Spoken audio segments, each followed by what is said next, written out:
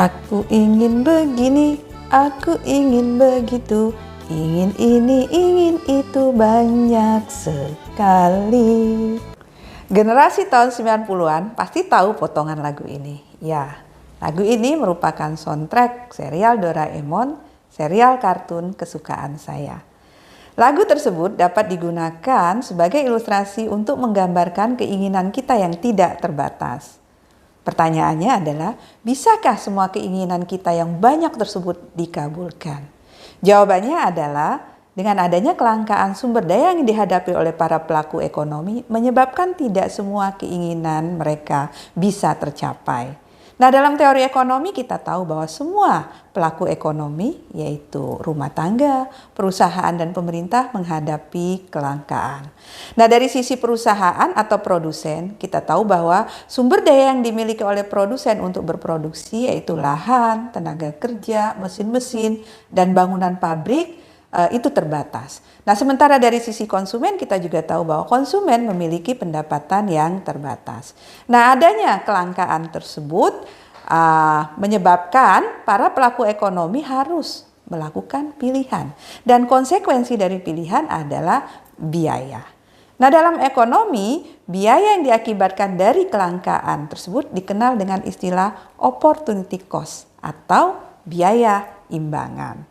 Apa sih biaya imbangan atau opportunity cost tersebut?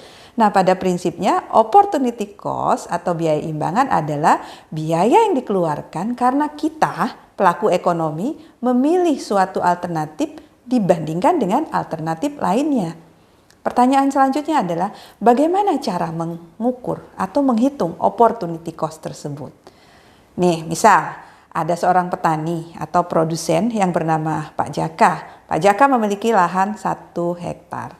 Nah, pada musim tanam sekarang, Pak Jaka menghadapi 2 pilihan, menanam jagung atau menanam padi. Nah, jika Pak Jaka menanam jagung, maka keuntungan atau laba yang bisa dia peroleh adalah 5 juta rupiah per hektar per musim tanam. Dan jika Pak Jaka memilih menanam padi, laba yang dia peroleh 7 juta rupiah per hektar per musim tanam. Maka jika Pak Jaka memilih menanam padi, biaya imbangan dari pilihan Pak Jaka tersebut adalah 5 juta rupiah, yaitu laba dari menanam jagung yang tidak jadi dia peroleh karena dia tadi memilih menanam padi. Dan jika Pak Jaka menanam jagung, maka biaya imbangannya adalah 7 juta rupiah, yaitu laba dari menanam padi yang tidak jadi dia peroleh. Nah, dalam kasus Pak Jaka, maka pilihan yang rasional adalah menanam padi, karena biaya imbangannya lebih kecil dibandingkan ketika dia menanam jagung. Mudah-mudahan penjelasan tadi bisa membantu Anda memahami konsep opportunity cost.